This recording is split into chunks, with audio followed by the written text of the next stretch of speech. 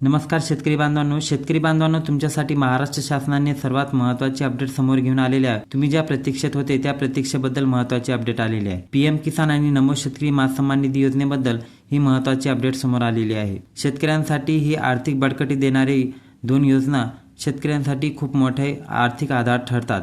याबद्दल महत्त्वाची अपडेट जाणून घेऊया आपण या व्हिडिओमध्ये, तरी व्हिडिओ हा शेवटपर्यंत नक्की बघा। महाराष्ट्र राज्य सरकारने या योजनेचा 8वा हप्ता नुकताच 25 मार्च 2026 रोजी वितरित केला आहे। यामध्ये राज्यातील सुमारे 84 लाख शेतकऱ्यांच्या खात्यात 1768 कोटी रुपये जमा करण्यात आले आहेत। पुढील 9वा हप्ता हे कधी वितरित होणार तर योजनेच्या नियमानुसार दर 4 महिन्यांचे हप्ता मिळतो।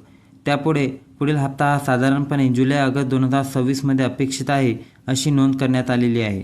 ज्या शेतकऱ्यांना अद्याप मागील हप्ते मिळालेले नाही त्यांनी ई-केवायसी आणि आधार लिंकिंग तपासून घेणे आवश्यक ठरणार, कारण की खूप सारे असे शेतकरी आहे ज्यांच्यापर्यंत आत्तापर्यंत पीएम किसान आणि नमो शेतकरी योजनेचे पैसे मिळालेले नाही।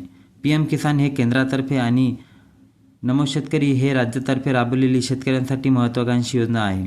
केंद्र सरकारने मार्च 2026 मध्ये पीएम किसानचा 22वा हप्ता वितरित केल्याची माहिती समोर येत होती आणि पुढील हप्ता हा 23वा असल्यामुळे हा हप्ता देखील साधारणपणे जून किंवा जुलै 2026 दरम्यान जाहीर होण्याची शक्यता आहे। नमो शेतकरी योजनेचा लाभ मिळवण्यासाठी तुम्ही पीएम किसान योजनेत सक्रिय लाभार्थी असणे अनिवार्य आहे।